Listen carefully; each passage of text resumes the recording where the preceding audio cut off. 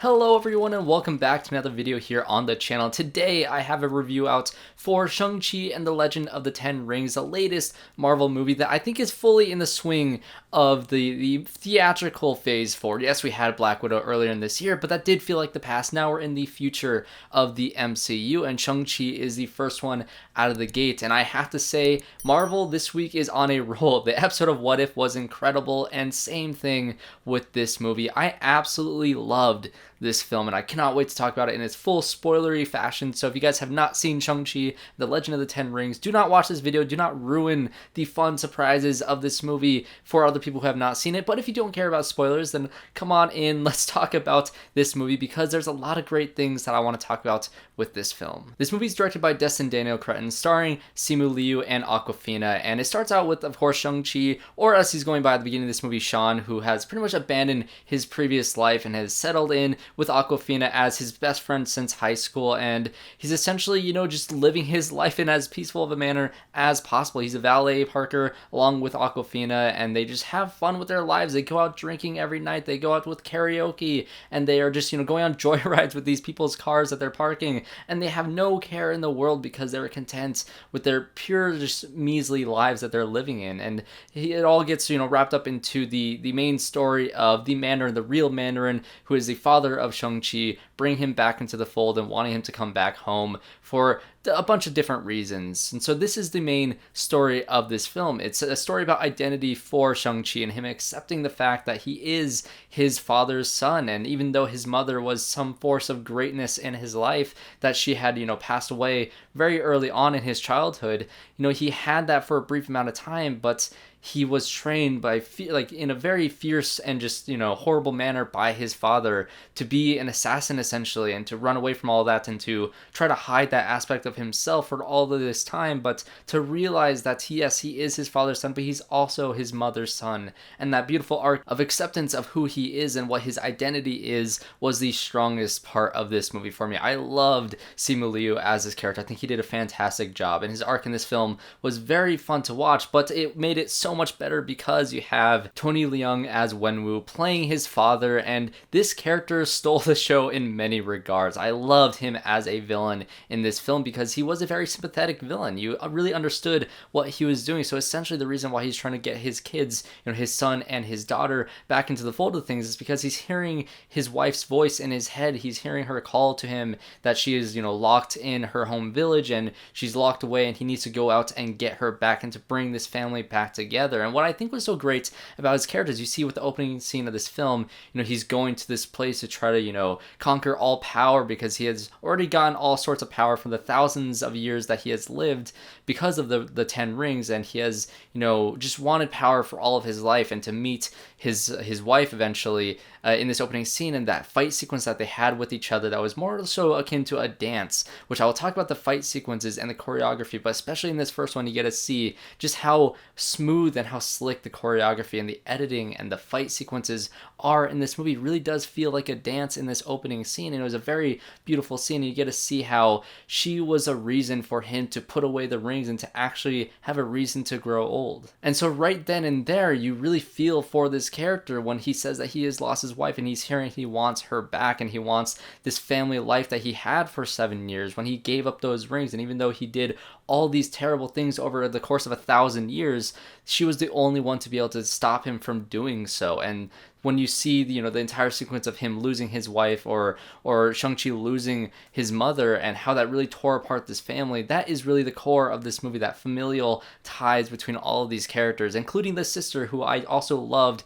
her character. I thought she was very strong. I love the fact, that's in her home, village, or her home, I guess, training academy for the Ten Rings, she was not allowed to be trained because she was a girl. And so she hid in the shadows and self-taught herself by watching everything that the guys were doing and, did it better. She learned it better because it was all self-taught and because she had that much time and dedication to do so. And so she was a badass of a character, and I loved the back and forth and the bouncing between the characters of Shang-Chi and his sister. This bond, this weird relationship that they have within each other, which starts off in this movie with a fight sequence, which again, very, very fun and very funny. I really love that dynamic between all of these characters. And I have to say that every single character in this film has a purpose. They have a reason to be in there, and they have a moment towards the end of the movie in the third act to really do something that is important. Awkwafina's character could have easily just been in the background and been a side character, a friend of Shang-Chi that doesn't really do anything. But no, she has a purpose. She's very funny. She's the comedic relief for a good majority of the movie. And I love Awkwafina and her humor for that very reason. But when it comes to the end of the movie, she had a purpose in shooting the arrow at, the soul sucker at the end of the movie. And so every single character had an arc, a reason to be in the movie, and a reason to have there, because even she had the arc of, learning that she shouldn't be, getting good at one thing, and as soon as she gets good at one thing, she moves on to the next. Her arc really was to find a purpose in her life and to find something that she has a drive towards. And I really did enjoy her mini arc within this film as well. But then let's get into the action sequences of this movie. The first one you've seen quite a bit from the trailers is the bus fight sequence. And this is when actually really the opening scene is when that the fight sequences are really going to be something special in this film.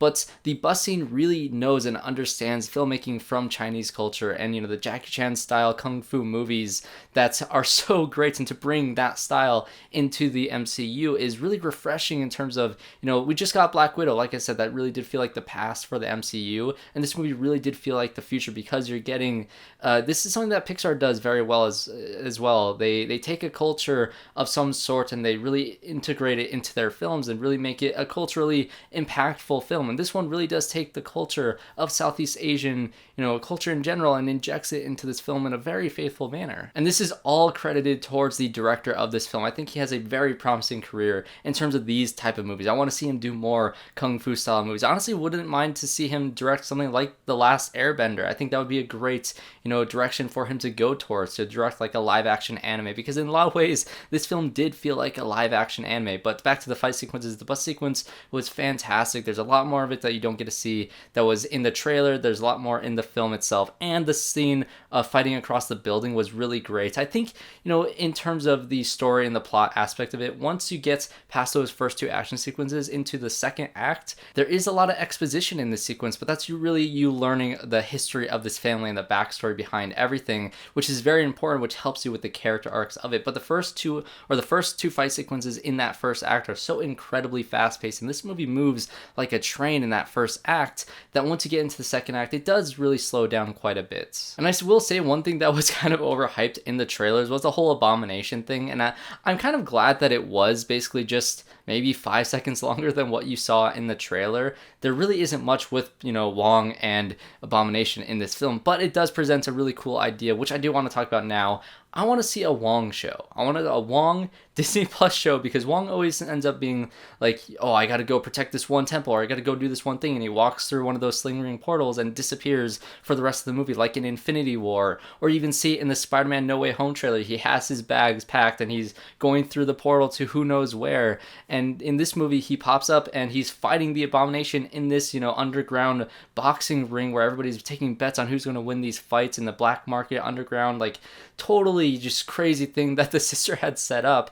And he's just fighting the Abomination and training the Abomination, because he leads him right back to prison and says, that was a good sparring match, we'll do this again sometime soon, or whatever he says his line is, that Wong is essentially training and recruiting the Abomination. That's crazy. So I absolutely do want to see like a buddy like TV show between the Abomination and Wong, or really Wong with anybody. I love Wong, especially in the after credit scene, which getting a little ahead of myself with that, but that was one thing that did seem a little bit overhyped. It was maybe like a 15 to 30 second scene with Abomination, but it was cool to see nonetheless, because this movie doesn't ignore the MCU in general. The movie in large part is very much its own contained story. They do mention the fact that it's after the blip, and they do mention the fact that it's, that they mention Abomination, they mention all these different things, the Avengers, and just little bits and pieces here and there. But the biggest reference to the greater MCU is, of course, Trevor Slattery, or Ben Kingsley, playing this character who played it in Iron Man 3, and I absolutely love how they handled this. First of all, I do want to say that I unapologetically love Iron Man 3. In some ways, I think that it's more entertaining than the first Iron Man. I think the first Iron Man is definitely a better film,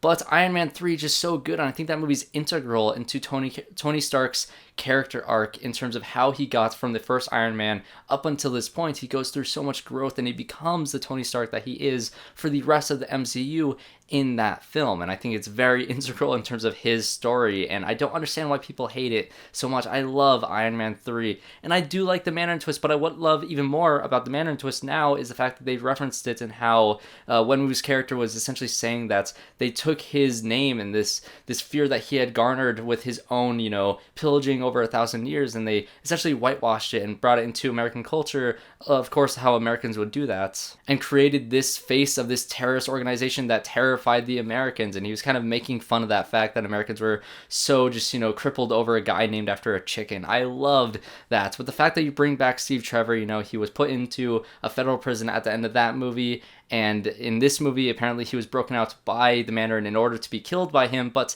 he realized that Ben Kingsley was such a great actor that he's going to be like a jester to him, and he's going to entertain the people of the Ten Rings. That is just so funny to me. I love Ben Kingsley, and he's in this movie for like the last half of the movie. Once, Shang-Chi and Awkwafina and all these other characters are captured by Wenwu in the second act, and you get to meet Trevor Slattery in this like basement prison, and he has this half chicken, half pig thing, and he leads them to this, town that his mother was from, this magical town with this dragon. He was very integral to the story. And so even a minor character like him, who is showing up in this movie randomly, seemingly is in this movie for quite a bit of time, has a purpose and has a lot of funny moments. In his backstory with Planet of the Apes is really funny, and him during the final battle of this movie just playing dead and doing that performance. I was generally sad when I saw him lying on the ground dead, but as soon as the chicken pig thing ran up to him and he's like, no, I'm just doing a performance, just join me, start to act. That is so funny to me. But now getting into the third act of this movie, this third act really goes so much grander than I would have ever expected from this movie. Its entire battle sequence between the Ten Rings, who's going, Wenwu's character is driven to go save his wife from, being captured by these people. But you do find out that it's these soul suckers that are behind this wall that they guard to protect this realm and Earth and all these different things that they're doing. And these soul suckers are essentially reaching out and calling for him because he has the Ten Rings and he has the power to break it out. And so that whole manipulation between, these soul sucker creatures and this character, this villain character in this film, again, makes him so much more of a sympathetic villain because all he wants is his family to be brought back together. Yes, he has done terrible things, but right now, in this very moment, he just wants his wife back, even if he's going to burn down an entire town, the village that she grew up in the first place, down to the ground in order to get her back. He will do anything. He will kill anybody and just be brutal as possible to get what he wants. And the fact that it's all a manipulation makes it so much more of a tragic character arc for him. And so once they start that battle and he's breaking in and you have all these people who live in this, different dimension with all these magical creatures, and you have all these magical creatures fighting with them and these dragon scale weapons that look amazing, and the visual effects of all of it was so good. And of course, this is all a culmination of Shang-Chi's arc and becoming, really like finding his identity, because in this, when he's being trained, or when everybody's being trained to prepare for this battle, he's talking with his aunts and with a couple other characters and with Awkwafina about the fact that he just wants revenge against his father for making him do all these terrible things, because when he was 14 he was sent on a mission to assassinate the person responsible for his mother's death. And that was just so tragic to hear him say that he's going to kill his father because that is what he needs to do. And so by time they have that fight and Shang-Chi's slowly beginning to like take over the Ten Rings, and he's slowly trying to get them back away from his father, using his mother's abilities within this world to do all these great crazy things. I loved that, and the fact that he threw the rings down instead of doing the whole like Kamehameha blast that he is all set up to do, and he just throws the rings down instead. I love the fact that he does this at the end of this fight, and he decides to spare his father because that's not who he is. And once this soul sucker breaks through, and it's this massive dragon creature, and his father realizes the mistakes that he's made and the manipulation that has been put towards him, and he also gives Shang-Chi the rings back, and he essentially his soul is taken by this creature because of it. It's a very tragic end to this character, and a really, like I said, a very sympathetic villain. This is one of my favorite Marvel villains in quite some time because of that familial drama between all of these characters, between him, his daughter, and his son in Shang-Chi. All these great things culminating in this moment where he dies is a very sad moment, but that's not the end of this movie. Of course, you have this soul sucker dragon, and you have I think his name is Talo, that dragon that is in this, realm that they are fighting in, and this dragon looks amazing. I love the production design of this entire place, really, and just the visual effects of this entire place, and the design of this dragon looks incredible. And there's this fight with these two dragons in the air, and Shang-Chi using the rings and learning how to use them, and being able to, save his sister and also fight back with this dragon. And it is just such an epic thing. Like, this movie is so grand scale. And I would say, I guess another flaw for me with this film is how there is a lot in this film. There's, the classic Jackie Chan style kung fu movie for the first act of this movie. Then you have the second act, which is a strong familial drama where you're learning all these different things in a series of flashbacks about Shang-Chi and his mom and the dad and all these different characters. Then you have the Trevor Slattery thing and all of that storyline, and you have the sister,